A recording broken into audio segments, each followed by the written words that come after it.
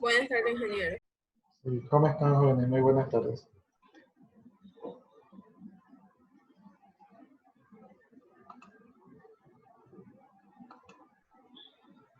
Nos quedan 15 días para entregar el documento y no sé si están avanzando. Ya deberían estar haciendo incluso la página web. Hoy día vamos a comenzar con el ingeniero Fernández Domingo. Ya. Aparte de, o sea, yo sé que la página web es algo un poco técnico, pero planeenla, y ustedes que planean, vayan avanzando también el documento. Recuerden que primero va el documento. El 30 de septiembre es el documento.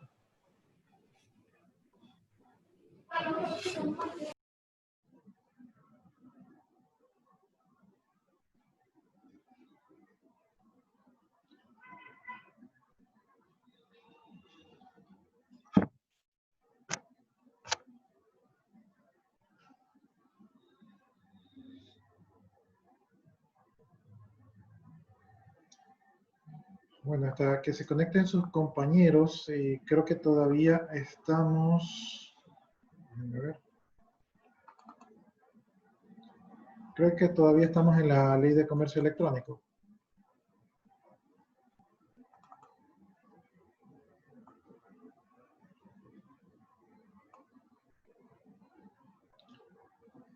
Creo que ya estamos en el artículo 47.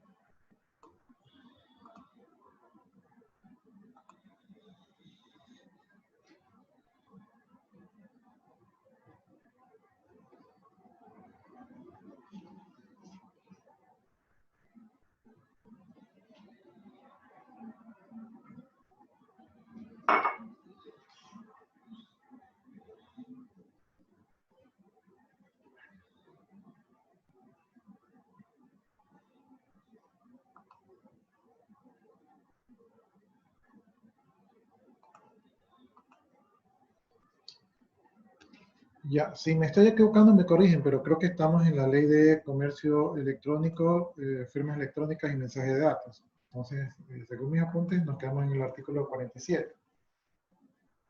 Entonces,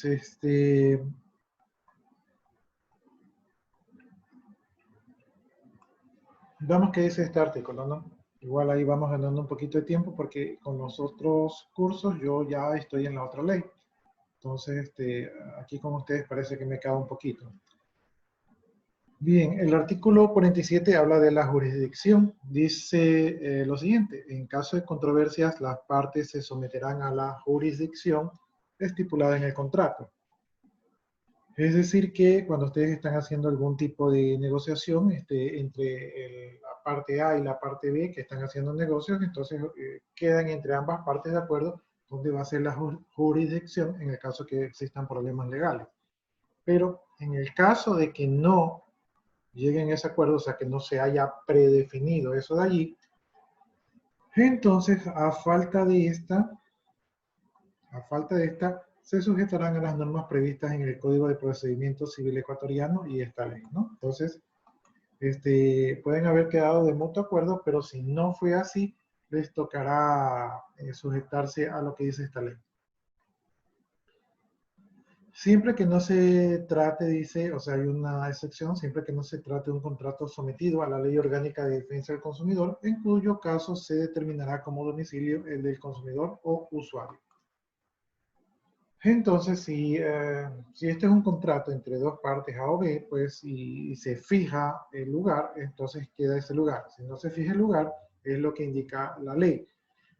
Pero si la persona A está vendiendo un servicio a la persona B, o sea, y como servicio la persona B no se siente, no se siente satisfecha, entonces la persona B puede acudir, ¿verdad?, a la Defensoría del Pueblo, ¿verdad?, y mediante la Ley Orgánica de Defensa del Consumidor, entonces se va a realizar un litigio legal, ¿no? Pero la Ley de Defensa del Consumidor favorece al consumidor para que el sitio del juicio sea en el lugar de su domicilio, ¿no? Para que no existan presiones, sino que quede un poco más, se inclina un poco más al más débil, que en este caso es el consumidor.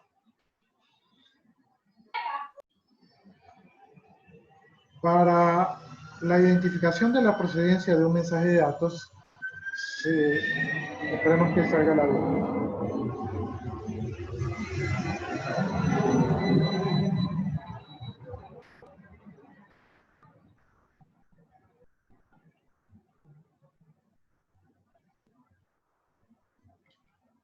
Para la identificación de procedencia de un mensaje de datos, se utilizarán los medios tecnológicos disponibles y se aplicarán las disposiciones señaladas en esta ley y demás normas legales. Entonces, bueno, más adelante vamos a ver que es un perito quien va a determinar de dónde es la procedencia del mensaje de datos. Cuando las partes pacten someterse a las controversias a un procedimiento arbitral en la formalización del convenio de arbitraje, como en su aplicación podrán emplearse medios telemáticos y electrónicos siempre que ello no sea incompatible con las normas regulatorias del arbitraje, ¿no? Entonces, si ustedes se someten a un arbitraje, se utilizarán medios, ¿verdad?, que estén aprobados para ese tipo de regulación. Bien, pasamos al capítulo número 3 de los derechos de los usuarios o consumidores de servicios electrónicos. Tenemos el artículo 48. Este artículo habla del consentimiento para aceptar mensajes de datos. Y su contenido dice lo siguiente. Bien, previamente a que el consumidor o usuario exprese su consentimiento para aceptar registros electrónicos o mensajes de datos, debe ser informado clara, precisa y satisfactoriamente sobre los equipos y programas que se requiere para acceder a dichos registros o mensajes. Es decir, que si yo les vendo una información a ustedes, ¿verdad? O si una persona A le vende información a una persona B, entonces esa información, ¿verdad? Tiene que decirle, mira, te voy a vender esta información. Por ejemplo, te la voy a dar en un pendrive. Por lo tanto, tú necesitas un lector de pendrive y un programa que lea el formato que te voy a enviar la información. Entonces, se tiene que informar porque de lo contrario, si usted compra algo, una información, la recibe en un pendrive y luego está en un formato que usted no lo puede abrir, entonces usted se va a sentir que pagó por gusto y se va a sentir estafado, ¿sí? Entonces, cuando se realiza este tipo de negociaciones, deben de ustedes siempre considerar,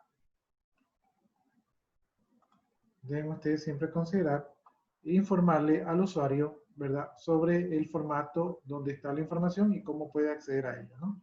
Esto es muy importante. Esto sí tiene algo que ver con ustedes, porque ustedes en algún momento van a entregar información. Entonces, imagínense que ustedes venden la información y la vendan, no sé, en un archivo encriptado y la otra persona no lo puede desencriptar, entonces ustedes va a poder reclamarles a ustedes. Bien, el usuario consumidor al otorgar o confirmar electrónicamente su consentimiento debe demostrar razonablemente que puede acceder a la información objeto de su consentimiento. Es decir que si ustedes le venden información encriptada al usuario B, entonces el usuario B tiene que por lo menos tener una computadora, ¿no? Porque si ustedes le venden la información y él dice, no tengo computadora, no tengo lector de pendrive, no sé qué es la encriptación, entonces no está demostrando que va a poder acceder a la información. Por lo tanto, ustedes, o sea, les pueden hacer el reclamo a ustedes por no haber sido claros.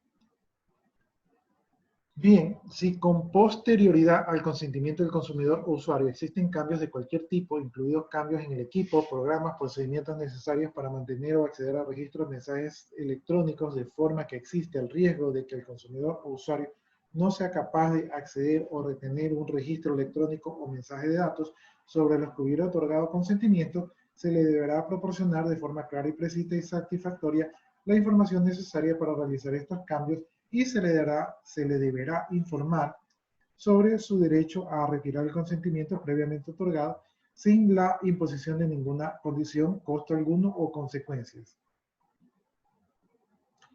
En el caso de que estas modificaciones afecten los derechos del consumidor o usuario, se le deberá proporcionar los medios necesarios para evitarle perjuicios hasta la terminación del contrato de acuerdo que motivó su consentimiento previo. Es decir, que si yo les vendo, o mejor dicho, una persona A le vende información a una persona B, digamos que le vende un tipo de archivo, y su servicio consiste en eso, en darle información. Y de repente ustedes hacen un cambio, ¿verdad? Y en este cambio ustedes le ponen más seguridad al formato, y entonces el usuario ve que tiene el programa anterior, no puede leer la nueva información, entonces ustedes van a tener que informarle y darle las herramientas para que el usuario B pueda acceder a la información. Porque de lo contrario, él los podría demandar. Entonces, si ustedes mejoran la manera de acceder a la información, esa información tiene que ser asequible al usuario. En el caso, por ejemplo, de que ustedes le vendan un programa y digamos que dicho programa tenga una música, y entonces ustedes le venden del A, le vende al B la música, ¿verdad? Un programa que tiene una música. Y resulta que aparece una persona C y le dice, esa música es mía y no me has pagado los derechos de autor. Pero B no le compró a C, B le compró a ustedes, A. Entonces, ustedes como vendedores tienen que solucionar el problema a B, probablemente pagando la licencia que C está reclamando para que B pueda seguir haciendo uso del servicio que les compró a ustedes, sin que ustedes le pongan algún tipo de recargo. O sea, es su problema por haber dado un servicio que requería licenciamiento y que ustedes en su momento no contemplaron. ¿Sí? Entonces, eso es lo que dice esta parte del artículo, ¿no? Entonces, este es un artículo interesante que más o menos tiene que ver con algunas de las cosas que ustedes probablemente hagan en el futuro. No sé si hasta ahí tengan alguna pregunta con respecto a este artículo, si quedó claro.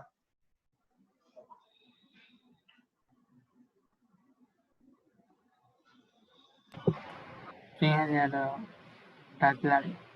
No se olviden de poner su nombre allí en el, en el chat.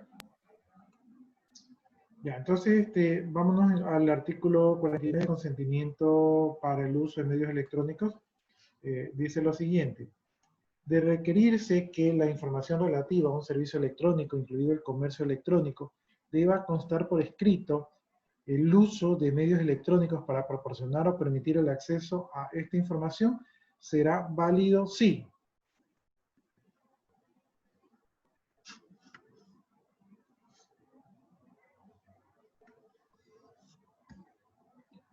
A. El consumidor ha consentido expresamente en tal uso y no ha objetado tal consentimiento. B. El consumidor en forma previa a su consentimiento ha sido informado a satisfacción de forma clara y precisa sobre, ¿no? Entonces, esta es el consentimiento para el uso de medios electrónicos. No sé si tal vez a alguno de ustedes les haya sucedido que ahora los bancos, tarjetas electrónicas, o sea, la mayoría de empresas que antes les enviaba estados de cuenta de manera impresa, ahora se los manda de manera digital. Y antes de que esto haya sucedido, las mayorías les mandaron un correo donde les explicaban de que si ustedes aceptaban recibir esta información de manera digital, ¿verdad? Entonces, esto es la aplicación del artículo 49, es decir, el artículo donde las empresas, ¿verdad? Cambian su envío de documentos escritos a documentos digitales porque, entre otras cosas, es más rápido, es más fácil, es más barato, es más conveniente, ¿verdad? Entonces, es muy conveniente para las empresas y de paso esto ayuda a ser amigables con el medio ambiente, ¿no? Al dejar de utilizar tanto papel. Bien, entonces ustedes para poder aceptar deben haber sido bien informados. Si ustedes también en algún momento les toca informar a alguien sobre el cambio de documentos impresos a documentos digitales, tendrán que informarles sobre los siguientes puntos. Primero, su derecho u opción de recibir la información en papel o por medios no electrónicos. Es decir, usted dice, sí, podría recibirlo de manera electrónica, pero ¿sabe qué? Mejor no, porque no me acostumbro. Ese es su derecho. Entonces, usted puede decir sí o puede decir no, no es obligación. Aunque moralmente la mayoría queremos de manera electrónica porque así evitamos el desperdicio de papel. Sin embargo, si yo, por ejemplo, soy un usuario que no tengo computadora en mi casa o no tengo internet, a lo mejor entonces yo digo, no, sabe que envíeme en papel porque no tengo los medios para leerlo. Segundo, su derecho a objetar su consentimiento en posterior y las consecuencias de cualquier tipo al hacerlo, incluidas la terminación contractual o el pago de cualquier tarifa por dicha acción.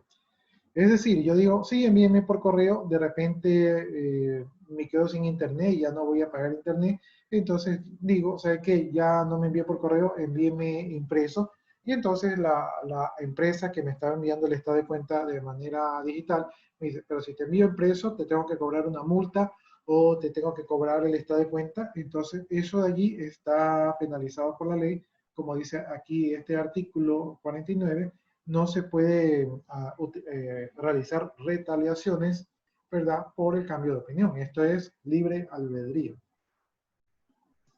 Bien, 3. Los procedimientos a seguir por parte del consumidor para retirar su consentimiento y para autorizar la información proporcionada. Es decir, que tiene que estar en forma clara, debe explicarme cómo retirar el consentimiento. La mayoría de las empresas que les envía de manera digital ponen unas letras muy chiquitas cómo se retira el consentimiento y generalmente no es tan rápido. Entonces eso podría estar en contra de lo que dice el artículo 49. ¿Sí? Debe estar bien claro y debe ser fácil poder quitar el consentimiento. 4. Los procedimientos para que posteriormente al consentimiento del consumidor pueda obtener una copia impresa en papel de los registros electrónicos y el costo de esta copia en caso de existir. Es decir, que si yo quiero tener una copia impresa de en este caso el ejemplo de estados de cuenta, ¿verdad? Entonces puedo solicitarla, o sea, debe de existir una manera de hacerlo, debe estar allí indicada y también debe estar el costo por el uso de este servicio, ¿no? Y obviamente ese costo más debería referirse al material que a algún costo administrativo. Entonces esto dice el artículo 49. Vamos entonces al artículo 50. Información al consumidor. En la prestación de servicios electrónicos en el Ecuador, el consumidor deberá estar suficientemente informado de sus derechos y sus obligaciones de conformidad con lo previsto en la Ley Orgánica de Defensa del Consumidor y su reglamento. Cuando se tratase de bienes o servicios a ser adquiridos, usados o empleados por medios electrónicos, el oferente deberá informar sobre todos los requisitos, condiciones y restricciones para que el consumidor pueda adquirir y hacer uso de los bienes y servicios proporcionados.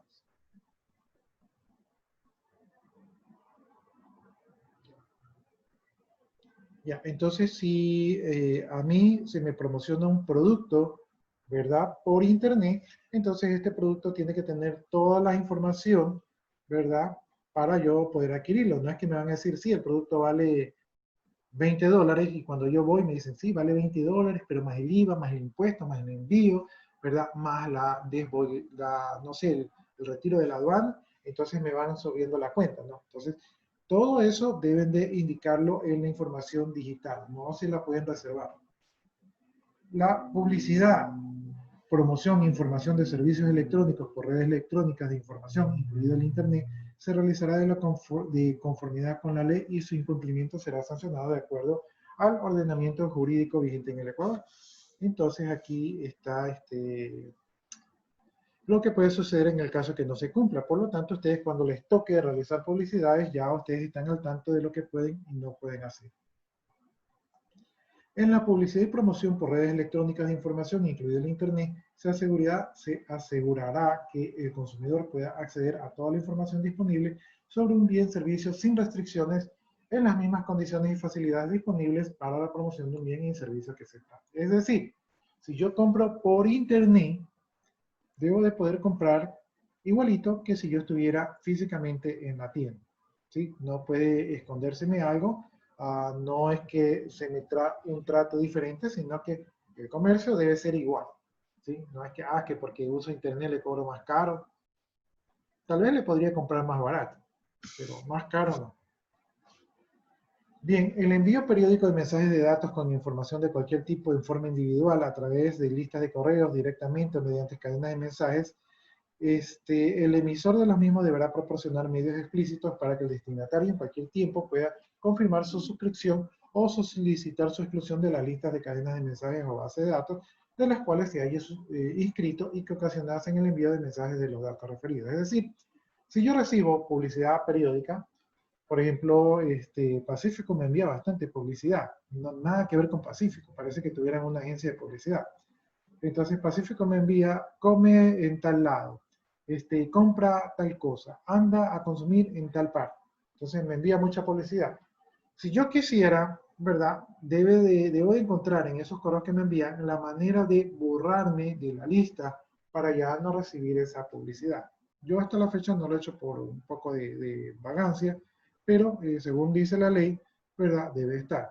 Si ustedes en algún momento hacen una campaña de publicidad y están enviando periódicamente, semanalmente, información sobre compra de este producto, las nuevas promociones y esto, deben de ustedes poner un medio para que el usuario pueda desuscribirse y borrarse la lista y ya no recibir los correos según lo está indicando este artículo. Bien, la solicitud de exclusión es vinculante para el emisor desde el momento de la recepción de la misma. La persistencia en el envío de mensajes periódicos no deseados de cualquier tipo se sancionará de acuerdo con lo dispuesto a la presente ley. Es decir, si yo ya me di de baja de la lista, ya no debería recibir correos. Hay empresas que uno se da de baja y ya no le envían la información, pero le dicen, pero no quieres suscribirte, pero mira, aprovecha, o sea, de manera disimulada le siguen enviando información, ¿no? Entonces, eso puede ser una causa penal para las personas que están haciendo este tipo de publicidad. El usuario de redes electrónicas podrá optar o no por la recepción de mensajes de datos que en forma periódica sean enviados con la finalidad de informar sobre productos o servicios de cualquier tipo. Ya, entonces lo que aquí les está diciendo es que no me pueden obligar a mí a recibir los mensajes. Sin embargo, en la mayoría de sitios de internet, ustedes se habrán dado cuenta que usted, por ejemplo, yo quiero bajarme una imagen y me dice, para bajarte la imagen, suscríbete. Entonces, de alguna manera sí me están obligando, ¿verdad? Ahora, también es cierto que no me están obligando porque yo puedo no suscribirme. Pero si no me suscribo, no recibo, por ejemplo, la imagen que me quiero descargar. Entonces, eso es una especie como de chantaje que no es tan grave por el momento, pero no se está cumpliendo debidamente la ley, porque moralmente nos están obligando, porque como queremos lo que ellos ofrecen, ¿verdad? Entonces nos están obligando a suscribir. Estoy seguro que a muchos de ustedes les debe haber sucedido. Bien, no sé si hasta ahí tengan alguna pregunta.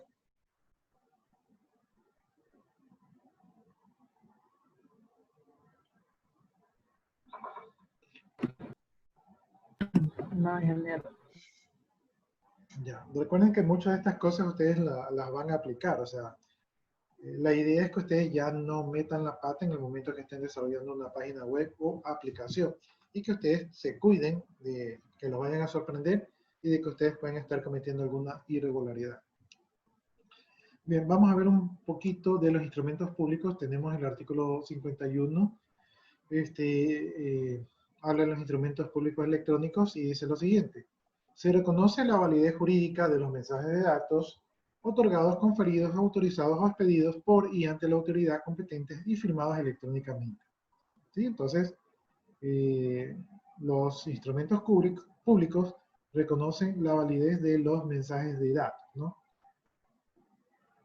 Dichos instrumentos públicos electrónicos deberán observar los requisitos, formalidades y solemnidades exigidos por la ley y demás normas aplicables, ¿no? Entonces, se reconocen, pero se debe de seguir con el procedimiento establecido en las diferentes instituciones que los receptan. En pocas palabras dicen que son válidos, o sea, no se los puede rechazar. Alguien no puede decir, no, eso no vale. No, aquí dice el artículo 51 que sí vale. Bien, de prueba y notificaciones electrónicas, artículo 52, medios de prueba. Los mensajes de datos, firmas electrónicas, documentos electrónicos y certificados electrónicos nacionales o extranjeros, emitidos de conformidad con esta ley, cualquiera sea su procedencia o generación, serán considerados medios de prueba para su valoración y efectos legales se observará lo dispuesto en el Código de Procedimiento Civil. Es decir, que aquí indica no solamente su validez jurídica, sino que explícitamente indica que son considerados medios de prueba. ¿Sí? Así que cuiden lo que escriben en sus WhatsApp, en sus redes sociales y ese tipo de cosas porque son evidencias. Artículo 53, presunción. Cuando se presentare como prueba una firma electrónica certificada por una entidad de certificación de información acreditada, se presumirá que ésta reúne los requisitos determinados en la ley y que por consiguiente los datos de firma electrónica no han sido alterados de su emisión y firma electrónica pertenece al signatario. Entonces el artículo 53 nos dice que si yo tengo un litigio, no sé por qué siempre me gusta utilizar el ejemplo de ello, pero bueno, si yo tengo un litigio, ¿verdad? Y presento un documento electrónico firmado electrónicamente, entonces el juez que está llevando la causa no va a decir, ah, y eso es válido. No, ellos van a asumir y todos van a asumir que ese documento es válido. ¿Sí? Nadie va a decir, fue modificado, fue hecho trampa o algo de eso. ¿Sí? Entonces el documento firmado electrónicamente es válido, de cajón es válido. 54. Práctica de la prueba. La prueba se practicará de conformidad con lo previsto en el Código de Procedimiento Civil observando las siguientes normas. Primero, presentar un mensaje de datos dentro del proceso judicial en los juzgados o tribunales del país se deberá adjuntar el soporte informático y la transcripción en papel del documento electrónico, así como los elementos necesarios para su lectura y verificación cuando sea requerido. Es decir, yo estoy en un litigio judicial, ¿verdad? Presento un documento electrónico o un mensaje de datos como prueba, entonces debo de, si mi mensaje de datos está en un pendrive, debo llevar la computadora para poder leerlo y debo llegar el programa, el software que lo puede leer. Porque a lo contrario, si se queda allí en el pendrive, aunque lo he llevado, nadie puede saber que hay allí. Ahora, la parte que ahí sí habría que preguntarle a un perito, porque yo no soy perito, pero sí habría que preguntarle a un perito, es que si estamos hablando de que los mensajes de datos tienen una validez y que reemplazan a los documentos impresos, esta parte de aquí que dice que la transcripción debe ir en un papel, ¿verdad? Es como que se contradice con algunos de los artículos que ya hemos leído, donde dicen que basta el documento electrónico firmado electrónicamente y ya reemplaza a los papeles impresos, ¿no? Entonces, no es para morirse, simplemente hay que imprimir el documento cuando uno va a juicio, pero sí me queda un poco la duda de que si este artículo de aquí o este literal de aquí se puede derogar con alguno de los artículos anteriores porque es como que se contradice. ¿Sí? Eso sí me ha llamado a mí la atención. Bien, literal B dice, en caso de impugnación del certificado de firma electrónica por cualquiera de las partes, el juez o tribunal a petición de parte ordenará a la entidad de certificación de información correspondiente remita a este despacho los certificados de firma electrónica y documentos en los que se basó la solicitud del firmante debidamente certificados. Es decir, yo presento un documento firmado electrónicamente, se presume legal, pero digamos que la otra parte, ¿verdad?, dice que ese documento no vale, que yo lo he modificado. Entonces el juez dice, bueno, como esta parte no está de acuerdo, ¿verdad?, dice, ¿quién emitió el certificado de información? Entonces esa entidad, ¿verdad?, que lo emitió, se le va a hacer una solicitud para que confirme que esta firma electrónica de este documento es válida, ¿no? Entonces, la entidad de certificados de información validará el documento y eso les bastará al juez para indicar que el documento sí es válido o si el informe es negativo, pues se descartará. ¿Sí? Pero de entrada se presume como válido. Solamente si la otra parte quiere dar manotazos de abogado, podría hacer eso como para ganar un poquito de tiempo. Bien, el facsimile será emitido como medio de prueba siempre y cuando haya sido enviado y recibido como mensaje de datos, mantenga su integridad, se conserve y cumpla con las exigencias contempladas en la ley. Es decir, que este tipo de documentos que de manera electrónica también puede ser considerados como pruebas. En caso de que alguna de las partes niegue la validez del mensaje de datos, deberá probar conforme a la ley que este adolece de uno o varios vicios que lo invalidan o el procedimiento de seguridad, incluyendo los datos de creación de los medios utilizados para verificar la firma. No pueden ser reconocidos como técnicamente como seguros, ¿no? Entonces, alguna de las partes podría decir que el mensaje de datos no vale y para esto debería de probar qué parte es la que no vale. O sea, si el certificado de firma electrónica no fue emitido en las condiciones de seguridad que requiere la ley, entonces ese certificado de firma electrónica podría no ser válido. Bien, ante cualquier duda por alguna de las partes se va a consultar, se realizaría una comprobación técnica, es decir, un perito entraría a ver si es verdad que no vale esa firma electrónica. Artículo 55, valoración de la prueba. La prueba será valorada bajo los principios determinados en la ley, tomando en cuenta la seguridad y fiabilidad de los medios con los cuales se la envió, recibió, verificó, almacenó y comprobó, y si fuese el caso, sin perjuicio de que dicha valoración se efectúe con el empleo de otros métodos que aconsejen la técnica y la tecnología. En el caso de que la valoración de la prueba se someterá a libre criterio judicial según las circunstancias en que hayan sido producidas, ¿no? Entonces, un perito será el que le realice todas las pruebas habidas y por haber al mensaje de datos según el juez estime conveniente. Para la valoración de las pruebas, el juez o árbitro competente que conozca el caso deberá designar los peritos que considere necesarios para el análisis y estudio técnico-tecnológico de las pruebas presentadas. Es decir, el juez determinará quién es el perito que va a realizar esas pruebas. Bien, artículo 56, notificaciones electrónicas. Todo el que fuese parte de un procedimiento judicial designará el lugar que ha de ser notificado, que no puede ser otro que el casillero judicial o el domicilio judicial electrónico en un correo electrónico de un abogado legalmente inscrito en cualquiera de los colegios de abogados del Ecuador. Las notificaciones a los representantes de las personas jurídicas del sector público y los funcionarios del Ministerio Público que deben intervenir en los juicios serán en las oficinas que estos tuvieran en el domicilio judicial electrónico en un correo electrónico que señala para tal efecto, ¿no? Cuando ustedes estén inmersos en un juicio, ¿verdad? En estos tiempos se ha agilizado un poco porque antes existían unos casilleros físicos donde uno iba, ¿verdad? Y veía si le han puesto algún documento, alguna comunicación tipo memo o tipo oficio. Pero hoy en día es mucho más fácil porque esta comunicación se la realiza a través de correos electrónicos. Entonces, cuando ustedes estén inmersos en un juicio, ustedes tendrán que otorgar su correo electrónico donde les pueda llegar una notificación, indicándoles que tienen una cita o que se tomó alguna disposición, ¿verdad? O que hay alguna audiencia. Entonces, todas estas disposiciones les llegará a su correo electrónico, por lo tanto, tienen que dar un correo electrónico personal y válido.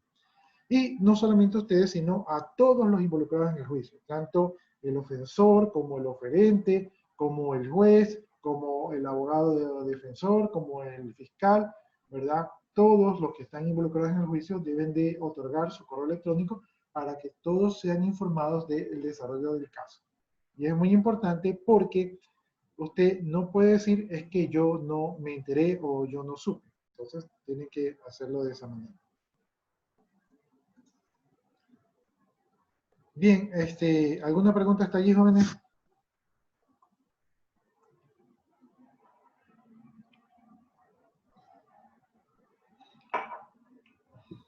No, ingeniero. Ya, entonces artículo 57, infracciones informáticas. Se consideran infracciones informáticas las de carácter administrativo y las que se tipifican mediante reformas al Código Penal en la presente ley, ¿no? Entonces aquí indican cuáles son las infracciones informáticas, ¿no? Esto está ya en el COI. Bien, acá tenemos unos artículos que, como esta ley se expidió creo que en el 2014, entonces hay unos artículos que modificaban el Código Penal, ¿verdad? Entonces aquí estos artículos nosotros algunos ya los hemos visto. Y aquí están sin número, porque simplemente está lo que deben de contener, pero en el momento que se emitió esta ley no se sabía qué código de artículo les tocaba en el Código Penal, ¿no? Entonces están aquí como una especie de borrador. Algunos de estos aquí nosotros ya los hemos visto, ¿verdad? En el COI. Entonces ya esto de aquí ya nosotros pasamos de esto de aquí. Y con esto de aquí, entonces nosotros hemos ya culminado lo que es la ley de comercio electrónico, firmas electrónicas y mensajes de datos, ¿no? Entonces, hemos terminado un capítulo en nuestra vida.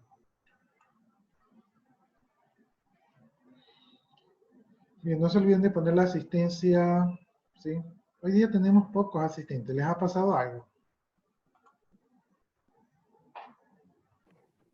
La verdad no se sabe, pero sí tuvimos como 7 en la clase de estadística. ¿Será que de repente se ha ido la luz o algo de eso? Que esa es la que les gusta a ustedes Sí, decir, que se ha puede ido la ser. luz. Sí, hoy día están poquitos. Sí, se siente más, sí, de por sí a veces se siente solo el ambiente.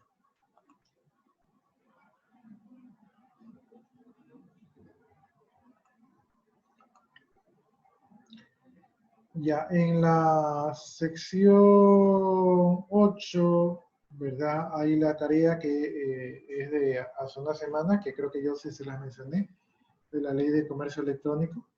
Entonces, tienen que hacer esta de aquí. La sección 9 es la sección de la semana pasada, donde les puse tanto el material y un cuestionario, ¿verdad? Pueden revisar el material y luego hacer el cuestionario. El cuestionario lo pueden repetir las veces que ustedes consideren necesario. Son 20 preguntas y son preguntas randómicas, es decir, no siempre les sale el mismo cuestionario. Sin embargo, el cuestionario coge la mejor nota, así que pueden hacerlo las veces que ustedes deseen. Recuerden que de todas maneras las lecciones se basan en estos cuestionarios.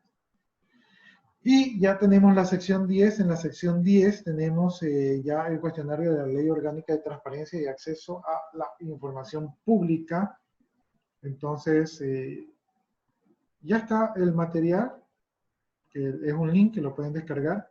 Y también está el cuestionario que lo pueden hacer. Así mismo son 20 preguntas randómicas, las pueden repetir las veces que ustedes quieran. Y les va a coger la mejor nota. Pero como ustedes todavía no han visto esta ley, tal vez ustedes gusten esperar un tiempo para realizarlo, ¿no? También no se olviden que hay la participación en clase. No sé cómo ustedes están en este tema, pero no se olviden para que no se esperen hasta el último momento, ¿verdad? Con respecto a la participación en clase.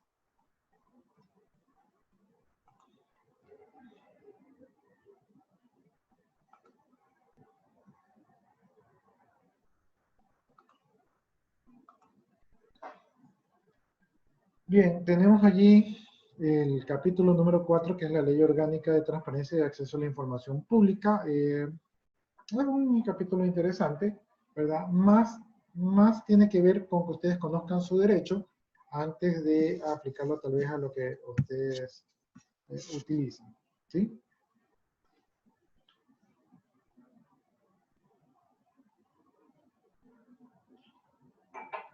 Bien, entonces comencemos con el artículo número 1, ¿verdad? De la Ley de Acceso y Transparencia a la Información Pública. Entonces dice lo siguiente. Principio de publicidad de la información pública. El acceso a la información pública es derecho de las personas que garantiza el Estado. Entonces, este es un derecho del Estado que nosotros podamos conocer la información pública y que las instituciones la publiciten. ¿Sí? Toda información que emane o que esté en poder de las instituciones, organismos y entidades, personas jurídicas de derecho público o privado, que para el tema materia de la información tengan participación del Estado o sean concesionarios de estos en cualquiera de sus modalidades, conforme lo dispone la Ley Orgánica de la Contraloría General del Estado, las organizaciones de trabajadores y servidores de las instituciones del Estado, instituciones de educación superior que perciban rentas del Estado, las denominadas organizaciones no gubernamentales, ONGs, están sometidas al principio de publicidad. Por lo tanto, toda información que posean es pública, salvo excepciones establecidas en esta ley. Entonces, noten ustedes cómo esto atañe a todas las instituciones, incluso las instituciones de educación, incluso las instituciones no gubernamentales, e incluso organizaciones, déjenme ver dónde estaba, de derecho privado, ¿sí? O sea, personas de derecho privado. Entonces, todo el que maneje información del Estado, ¿verdad?, debe publicitar la información. Y si no solamente manejo información del Estado, sino que sea quien fuese yo, si recibo recursos del Estado, entonces tengo que publicitar, ¿verdad?, en qué he gastado ese dinero. El otro día estaba escuchando algo que hablaban de una carretera que es la carretera más cara del Ecuador. Son 21 kilómetros carísimos. No me enfoqué mucho en la noticia, pero sí escuché de revuelo eso de allí. Entonces yo supongo que si alguien hubiera fiscalizado eso de allí, ¿verdad? Seguramente alguien hubiera dicho esa carretera está muy cara. Bien, artículo 2, objeto de la ley. La presente ley garantiza la norma el ejercicio del derecho fundamental de las personas a la información conforme a las garantías consagradas en la Constitución Política de la República, Pacto Internacional de Derechos Civiles y Políticos, Convención Interamericana sobre los Derechos Humanos y demás instrumentos internacionales vigentes de los cuales nuestro país es signatario. Entonces, recuerden ustedes, esto está en nuestra Constitución, ¿verdad? Es un derecho civil y aparte es un derecho humano. O sea, si ustedes dicen, déme la información, tienen que darle la información porque es un derecho humano. ¿Sí? Entonces, hay derechos que se pierden cuando uno pierde los derechos civiles, pierde ciertos derechos, pero jamás los derechos humanos son irrenunciables. Entonces, usted jamás puede renunciar a su derecho de ser humano. Bien, ¿cuáles son los objetivos? Tenemos A, cumplir lo dispuesto en la Constitución Política de la República referente a la publicidad, transparencia y rendición de cuentas al que están sometidas todas las instituciones del Estado que conforman el sector público, dignatarios, autoridades y funcionarios públicos, incluidos los entes señalados en el artículo anterior, las personas jurídicas de derecho privado que realicen obras, servicios, etcétera, con asignaciones públicas. Para el efecto adoptarán las medidas que garanticen y promuevan la organización, clasificación y manejo de la información que den cuenta de la gestión pública. Es decir, como ustedes lo escuchan allí, todas las instituciones del Estado, ¿verdad? Todas las que están mencionadas en el artículo número 1, que acá se las vuelvo a mencionar, son las que tienen que dar cuenta de la información. Por lo tanto, si ustedes se encuentran con un funcionario público, por ejemplo yo, ustedes me dicen, deme mis notas, profesor, y yo soy un funcionario público, yo no les puedo decir, no les voy a dar nada, porque estoy incumpliendo con la ley de transparencia y acceso a la información pública. Como las organizaciones de educación superior, en este caso nosotros que pertenecemos al Estado, tenemos que darles la información. Ahora, ya van a ver que tampoco no es así, o sea que ustedes dicen, dame la información y yo, sí, tengo la información. No, hay un procedimiento, un proceso y también hay ciertas exclusiones, o sea, no es tan así que ustedes a rajatabla pueden así exigir, dame la información. No, sino que hay un proceso y eventualmente se les da la información, porque es pública, ¿no? Entonces no las podemos ocultar. Bien, cumplimiento de las convenciones internacionales sobre las materias que ha suscrito legalmente nuestro país. Entonces, nuestro país ha firmado una serie de convenios donde parte de esos convenios que buscan el armonizar el mundo, ¿verdad? Incluyen el de que se pueda dar la información, porque entre otras cosas esto disminuye la corrupción. C, permitir la fiscalización de la administración pública de los recursos públicos, efectivizándose un verdadero control social. Entonces, si la información está disponible, habrán personas que podrán revisar y podrán fiscalizar y ver si lo están haciendo bien o no están haciendo bien, ¿no?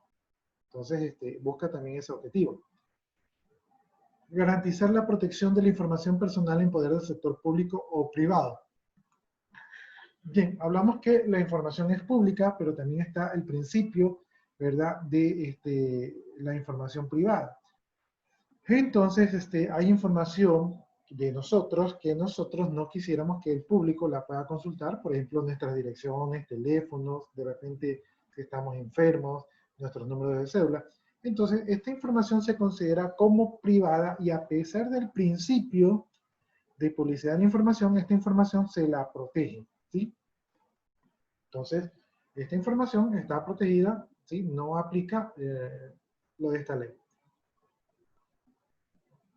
la democratización de la sociedad ecuatoriana y la plena vigencia del Estado de Derecho a través de un genuino y legítimo acceso a la información pública. Si un grupo de personas sabe que los bancos van a hacer un feriado bancario, ¿sí? Pongámonos en el año 1999. Si un grupo de personas sabe que va a haber un feriado bancario, ¿verdad? Entonces este grupo de personas saca su dinero o compra dólares antes de que esto ocurra y se beneficia, ¿sí? Y digamos que este grupo de personas sea un 5% de toda la población y ese 5% se hace millonario mientras que el otro 95% pierde sus ahorros y se hace pobre, ¿verdad? Entonces allí no hay una democracia. Entonces lo que busca esta ley es que todos nos enteremos de que va a haber el feriado bancario, en este ejemplo que les estoy dando. Entonces si todos nos enteramos, todos podemos discernir de que si compramos dólares o no compramos dólares o qué hacemos, ¿no? Pero para que sea democrático, todos deberíamos de saber lo mismo. Si solamente un grupito lo sabe y el resto del mundo no lo sabe, eso no es democracia, ¿sí? Entonces eso es lo que se busca al tener conocimiento de la ley. Facilitar la efectiva participación ciudadana en la toma de decisiones de interés general y su fiscalización, ¿no? Por ejemplo, acá por mi casa hay un parquecito que vale 24 millones de dólares y no tiene un área más grande que la del instituto, ¿sí? Y hablo solamente del instituto, no hablo ni de los parqueaderos ni de las otras zonas aledañas, ¿sí? Entonces, un parque tan pequeño como el área del instituto que valga 24 millones, yo creo que me hubiera construido un edificio, ¿sí? Pero usted lo que ve son unos fierros de juegos que cada juego no debe valer más allá de 150 dólares y creo que los traen de China. O sea que esos juegos tranquilamente pueden estar valiendo unos 30 dólares. En China todo es más barato. Un césped sintético, ese que ni siquiera es todo césped sintético, sino una parte. Ese césped sintético, ¿qué valdrá? Unos 5 dólares el metro, ¿sí? Hablamos de unos 100 metros cuadrados, pongámosle, ¿verdad? No se hace mucho, ¿sí? Entonces, 24 millones de dólares un parque, mejor hubieran construido una escuela. Bien, entonces, pero si hubiéramos sabido de eso, lamentablemente la mayoría no nos dedicamos a ver qué hacen los gobiernos, entonces probablemente hubiéramos podido fiscalizar, ¿no? Por ejemplo, en la Universidad de Guayaquil hay unos kioscos de fierro, ¿verdad? Hay unos kioscos de fierro donde la gente los ponen para que la gente informal pueda alquilarlos y vender. ¿Ustedes saben cuánto vale ese kiosco de fierro? ¿Quién de ustedes puede darme una idea? Un kiosquito de 1 metro cuadrado, porque ni siquiera son esos kioscos más grandecitos que hay en la bahía. Son unos kioscos chiquititos de 1 metro cuadrado, ¿sí? Que tienen un techito de metal.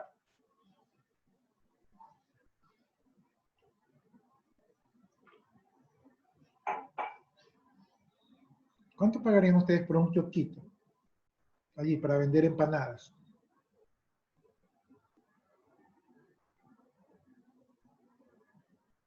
Despierten, jóvenes.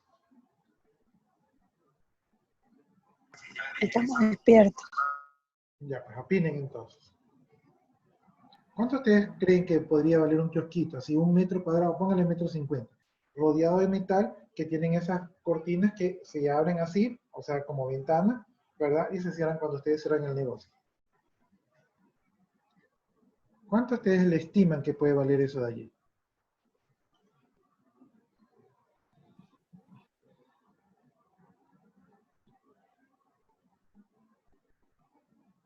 Opinen, den un número.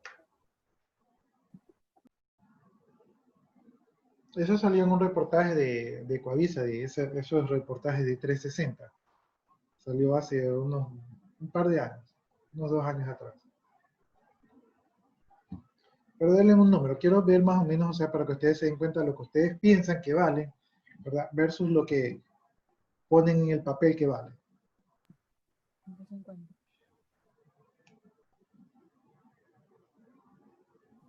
150. No le escuché, perdón. 150, ¿no? $150 o o qué? $150. Ajá. Sí. No le escucho muy bien. Sí, $150. $150.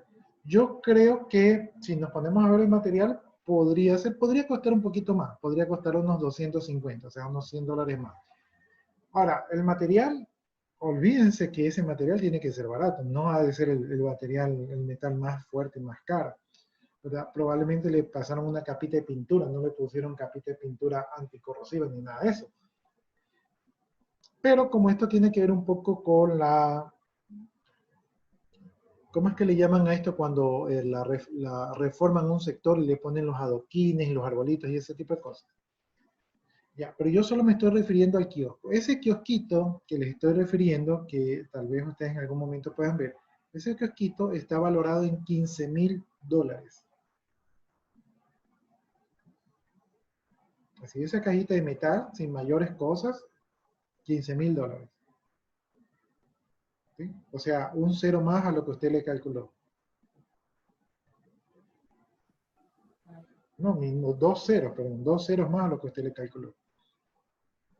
Entonces, ¿ustedes creen justo pagar $15,000 y hay como unos 10 más o menos de esos de allí? O sea que en esos kiosquitos, como hay 10, se gastó $150,000 en esos kiosquitos. Con $150,000 tranquilamente se construía otra facultad, ¿verdad? ¿Ustedes creen que una persona que vende empanadas va a pagar $15,000? O sea, si tuviera $15,000, mejor se compra un carro o paga la mitad de una casa, ¿verdad? Un Entonces, negocio. imagínense, ¿cuántas empanadas tendría que vender para poder pagar los $15,000? Entonces, sí, ahí me parece que ahí hubo alguna mano negra, pero todo esto se podría evitar si nosotros pudiéramos ver de antemano, ¿verdad? Tener acceso a la información pública. Entonces, aquí está, facilitar la efectiva participación ciudadana en la toma de decisiones de interés general y su fiscalización. Si previamente nosotros hubiéramos conocido este contrato, alguno hubiera dicho, hey, hey, eso está muy caro, ¿verdad? Y hacemos lo que mejor sabemos hacer, que es compartir por redes sociales. Entonces, no se puede fiscalizar porque la información no la conocemos. Ahora, estas leyes están vigentes desde 2014. Lo que sucede es que la mayoría no conocemos de estas leyes y por lo tanto no las aplicamos, no las utilizamos. Bien, como para aprovechar el tiempo, déjenme ver si avanzamos el artículo número 3, que habla del ámbito y aplicación de esta ley, ¿no? Entonces vamos viendo. Esta ley se aplica a los organismos y entidades que conforman el sector público en el término de los artículos 118 de la Constitución de la República, ¿no? Entonces aquí todos los que son del sector público tienen que someterse a esta ley.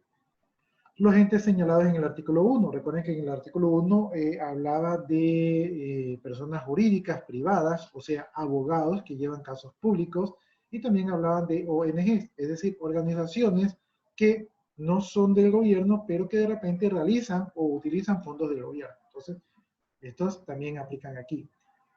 C. Personas jurídicas cuyas acciones o participaciones pertenezcan en todo o en parte del Estado exclusivamente sobre el destino y manejo de los recursos del Estado. Es decir, si yo soy una persona privada, yo le digo al Estado, oiga, ¿sabe qué?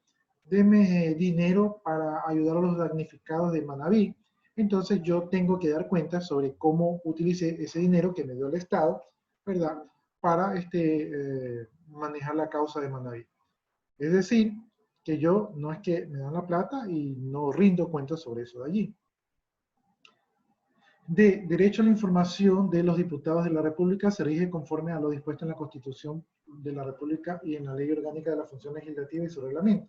Antes, los diputados de la República eran los únicos que tenían acceso a la información y ellos, cuando les convenía, denunciaban y cuando no les convenía, se quedaban callados.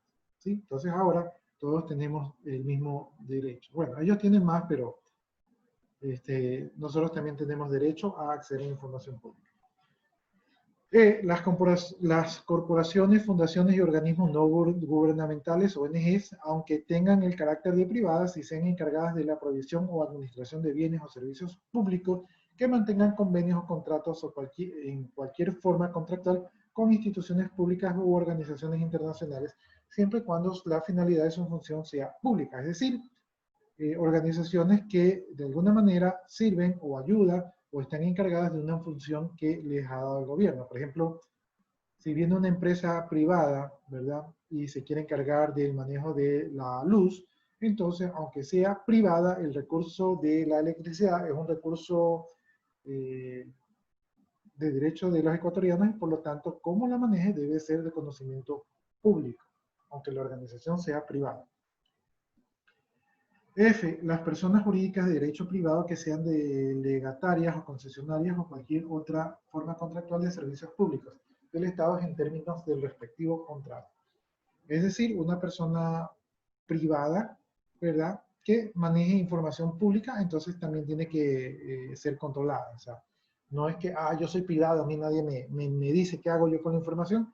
No, porque uno es privado, pero la información es del pueblo, es pública. Entonces, debo de yo informar qué hago con eso.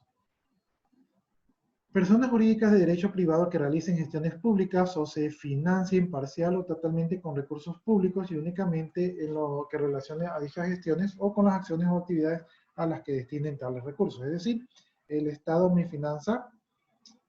Por ejemplo, yo soy un estudiante y el Estado me saca una beca del Estado, entonces yo tengo que indicarle al Estado en qué me estoy gastando ese dinero que sirve para la educación, ¿verdad? Pero tengo que demostrarle que estoy utilizándolo para eso ahí, porque el Estado no me va a dar la plata y yo digo, es la educación y me voy a tomar alguna discoteca por allí, ¿no? Entonces, los ecuatorianos dirían, estamos financiando para que este estudiante se vaya a divertir con la plata del pueblo. No, sería muy correcto. H. Las personas jurídicas de derecho privado que poseen información pública en términos de esta ley. Entonces, todas las personas que tengan información del Estado deben de dar cuenta de ellos, ¿no? Sean privados o públicos. Bien, entonces, por atención al tiempo, nos vamos a quedar hasta esta ley. No sé si alguno de ustedes tenga alguna inquietud.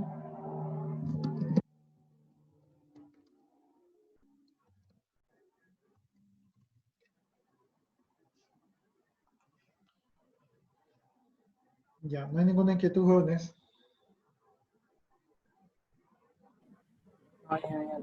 No, profe. Ya, para